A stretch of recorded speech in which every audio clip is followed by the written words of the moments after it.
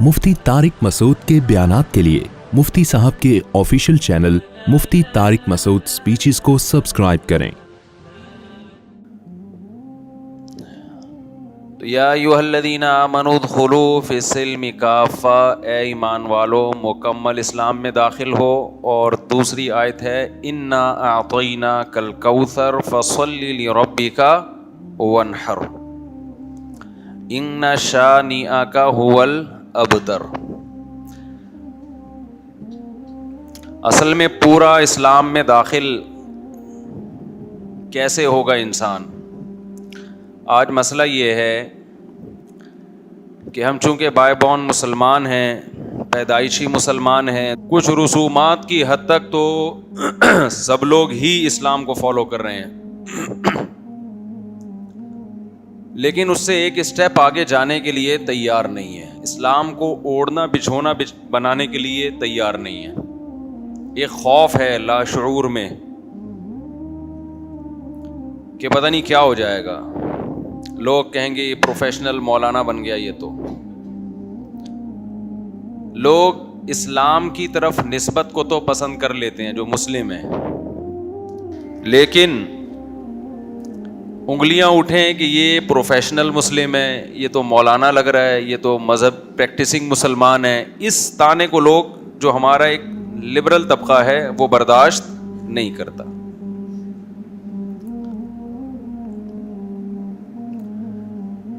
ये एक बड़ा मसला है कि जो चीज़ आप दुनिया में बर्दाश्त नहीं कर रहे, आखिरत में उसकी तरफ निस्बत को फिर कैसे पसंद करोगे आप। यानी आप ये दुनिया में नहीं चाहते कि मेरी तरफ लोग इशारा करके कहें कि ये प्रैक्टिसिंग मुस्लिम है, ये जिसको आज की ज़बान में कहा जाता है मौलाना टाइप का आदमी।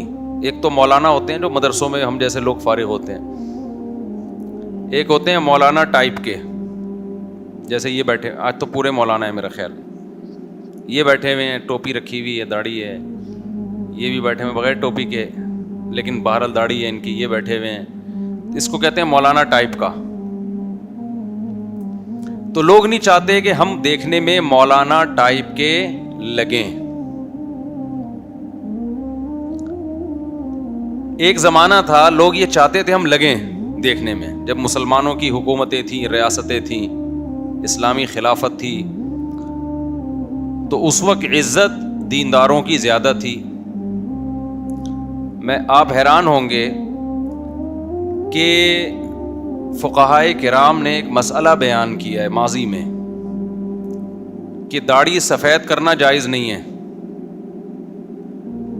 आप हैरान होंगे, दाढ़ी काली की जाती है, सफ़ेद कहाँ की जाती है, लेकिन उस ज़माने में लोग दाढ़ी सफ़ेद कर लेते थे। वजह क्या है? सफ़ेद दाढ़ी वालों की इज़्ज़त बहुत थी। जो एजेड लोग थे, बूढ़े लोग थे, उनकी इज्जत बहुत ज़्यादा थी। लोग कहते थे ये मैच्योर हैं, इनकी एज बढ़ गई है, इनका तजर्बा ज़्यादा, इनका तक़वा नेक अमल ज़्यादा, तो इनमें मैच्योरिटी पैदा हो गई है। वो मेडिकल साइंस की फील्ड में हो तो भी इज़्ज़त ज़्यादा, आलिम दीन हो तो भी इज़्ज़त ज़्यादा, कोई हकीम हो तो भी इज़्ज़त ज़्यादा, कि ये मैच्योर हो गए हैं। एक बुजुर्गी है इनके अंदर, ये दुआ करेंगे दुआ कबूल होगी, ये दम करेंगे दमादम हो जाएगा। तो सफ़ेद दाढ़ी वाले की मुस्लिम सोसाइटी में इज्जत इतनी थी कि लोगों ने अपने आप को बुजुर्ग शो करने के लिए दाढ़ियों को क्या करना शुरू कर दिया था? सफ़ेद। तो मैं आपसे इस कर रहा हूं, कल्चर जो है ना, जिसको इज्जतदार समझना शुरू कर दे तो लोग वैसा बनने की कोशिश शुरू कर देते हैं, और कल्चर जिसको कमतर समझना शुरू कर दे लोग उसको कमतर समझना शुरू कर देते हैं। कल्चर बड़ी अजीब चीज़ है, बाज़ दफ़ा ये सही लेके जा रहा होता है और बाज़ दफ़ा ये गलत लेके जा रहा होता है, बाज़ दफ़ा सही भी ले जा रहा होता है। कल्चर ऐसी अजीब चीज़ है, आजकल इंग्लिश आना पढ़ा लिखा होने की अलामत समझा जाता है, और बाज़ दफ़ा उर्दू ना आना नेक होने की अलामत है। कितने हाई प्रोफाइल एजुकेटेड हैं, उर्दू ही नहीं आती, हालांकि पैदा यहाँ हुए, उर्दू स्पीकिंग में रहे, बहुत पढ़े लिखे हैं भाई, इनको उर्दू नहीं आती। یہ تو اس کی علامت ہے کہ اوپر سے بھی خالی ہے. یعنی ایک آدمی جس زبان میں رہتا ہے وہ تو آئی جاتی ہے نا, دائیں بائیں سے سن سن کے, وہ بھی نہیں آ رہی, اس کا مطلب اس کا تو چیمبر بھی خالی ہے اوپر سے. لیکن اس کو کیا سمجھا جا رہا ہے؟ فخر.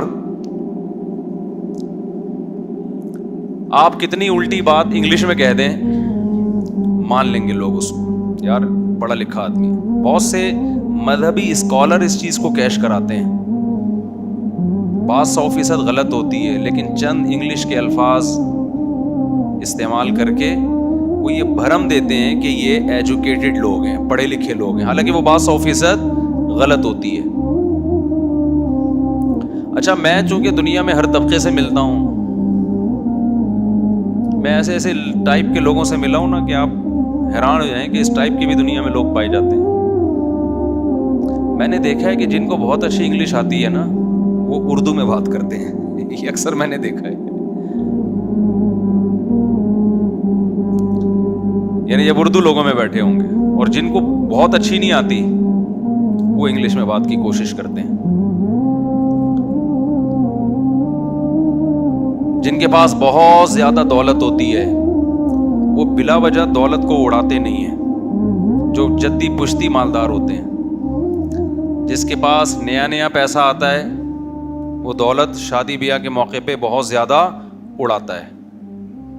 یہ ایک انسان کی ایک نفسیات ہے, کیونکہ وہ اس میں فخر محسوس کر رہا ہوتا ہے.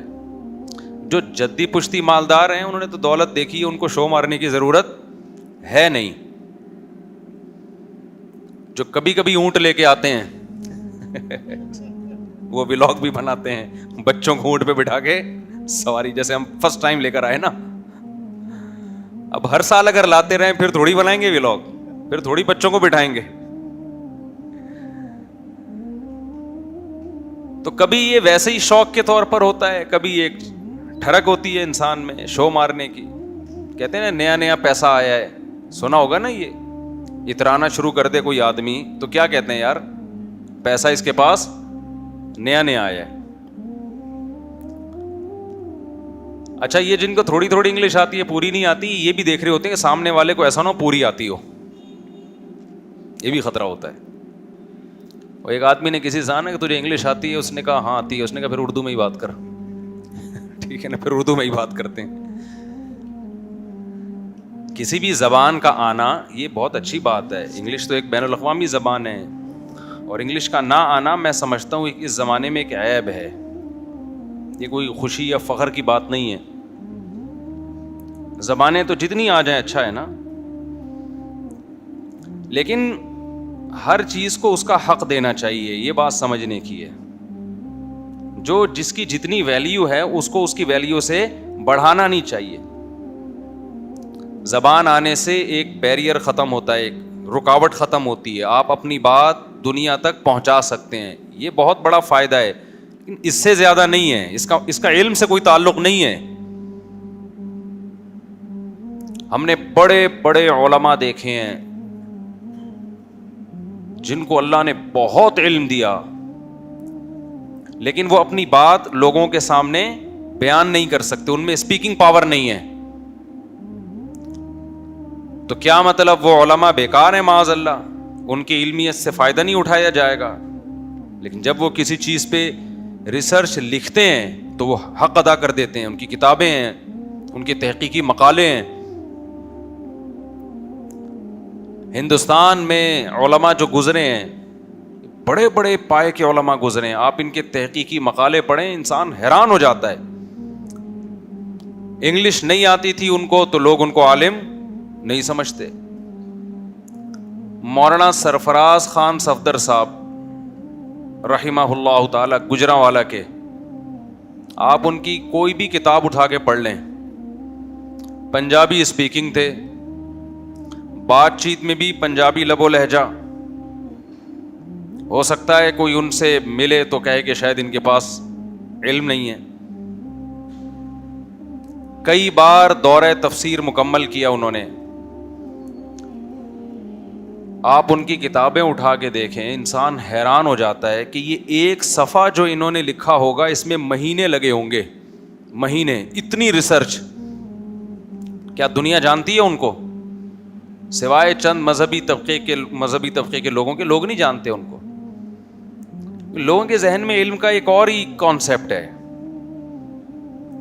ان کی کتابیں ضرور پڑھیں, یاد رہے گا مولانا سرفراز خان صفدر صاحب, لیکن اردو ذرا گاڑھی ہے ان کی. جب وہ کسی چیز پہ ریسرچ کرتے تھے, تحقیق کرتے تھے, تو کتاب کا ریفرنس دینے کے لیے اصل کتاب لازمی دیکھتے تھے وہ. ہمارے یہاں یہ ہوتا ہے نا کہ فلاں نے فلاں کتاب پہ لکھا ہے, تو وہ فلاں کتاب منگواتے تھے.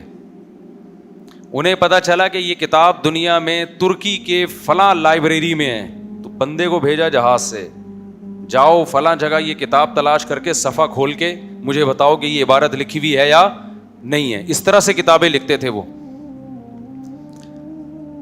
عوام میں مشہور ہونا ایک الگ چیز ہے, اسپیکنگ پاور کا آنا ایک الگ چیز ہے, اور علم کا ہونا ایک الگ چیز ہے. جس شعبے سے متعلق آپ تحقیق کرنا چاہ رہے ہو, تو اس شعبے کے ماہرین کی کتابوں سے آپ کو فائدہ اٹھانا پڑے گا. اس کے بغیر آپ اس شعبے میں ترقی نہیں کر سکتے.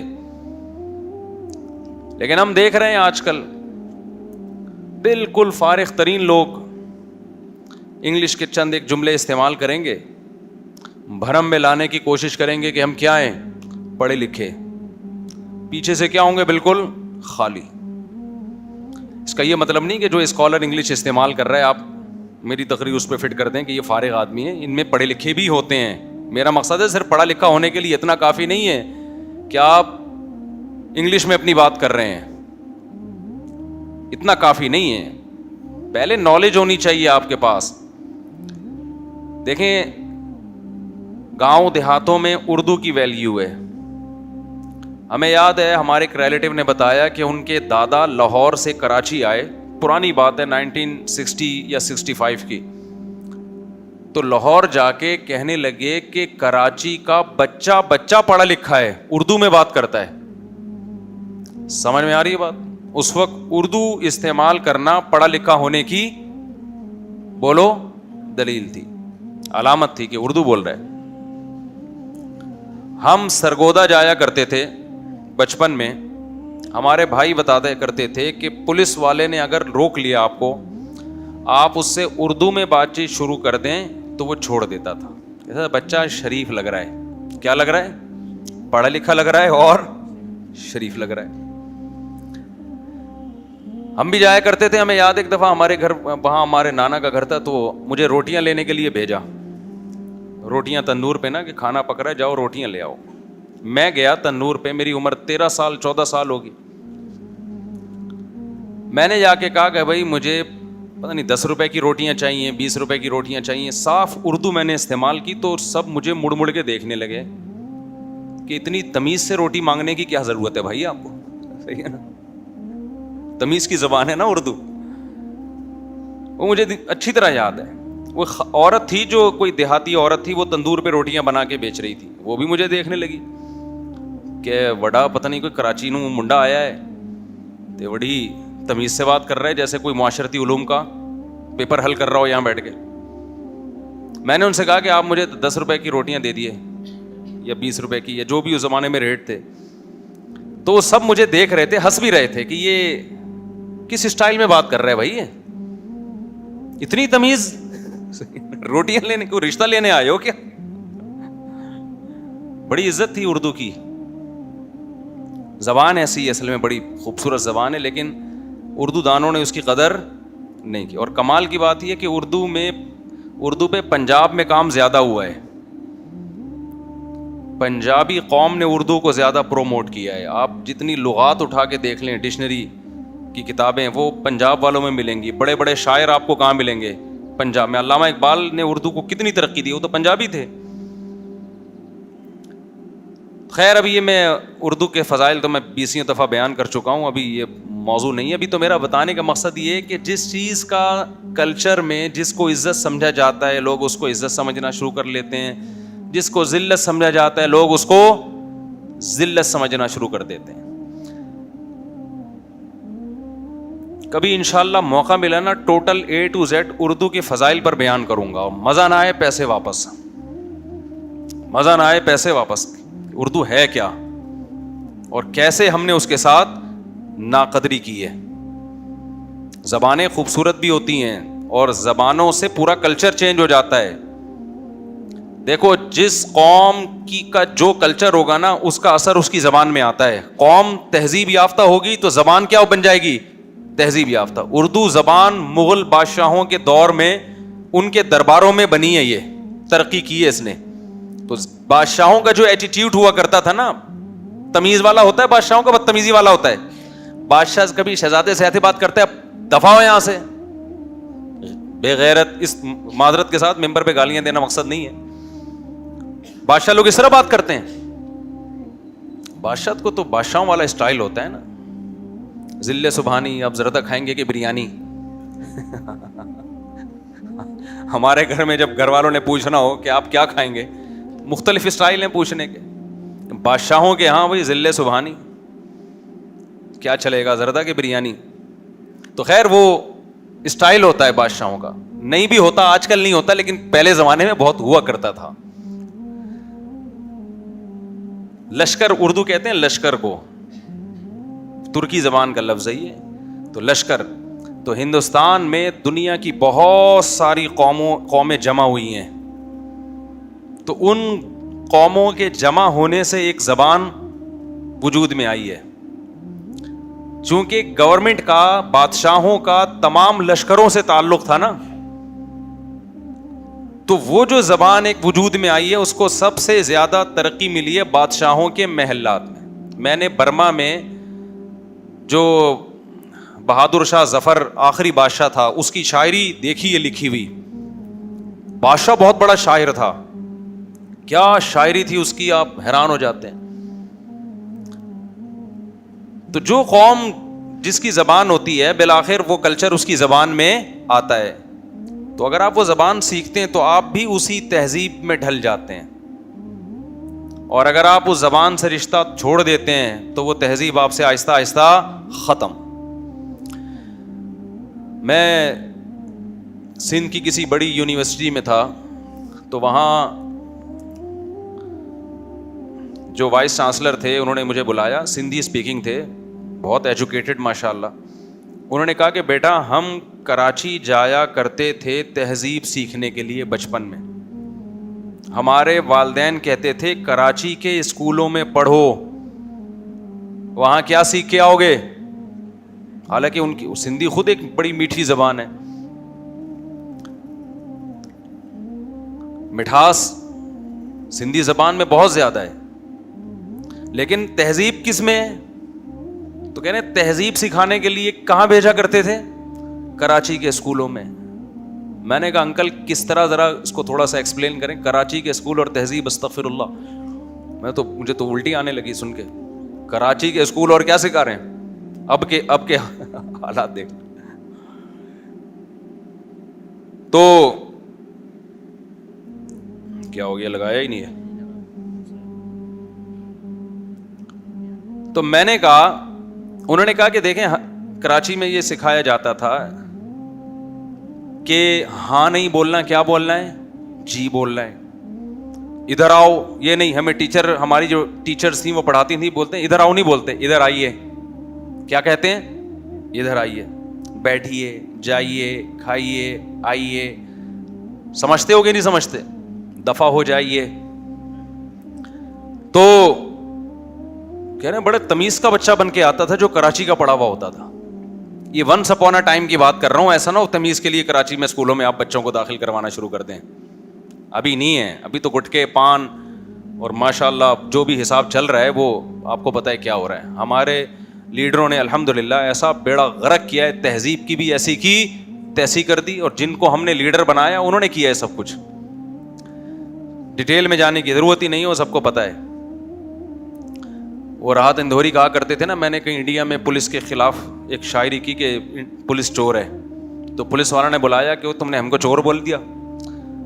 تو کہتے ہیں میں نے کہا کہ بھائی وہ میں نے پولیس کو کہا ہے, آپ کی پولیس کو تھوڑی کہا ہے. انہوں نے کہا پتہ نہیں کہ دنیا کو کہ کون سی پولیس چور ہے, سب سمجھ جائیں گے کس کی بات ہو رہی ہے. تو یہ صرف انڈیا، پاکستان، بنگلہ دیش تقریباً تینوں کا ایک ہی حال ہے. لیکن ہماری پولیس چور، کیونکہ پولیس والے بھی بیان سنتے ہیں بھائی نہیں ہے وہ چور.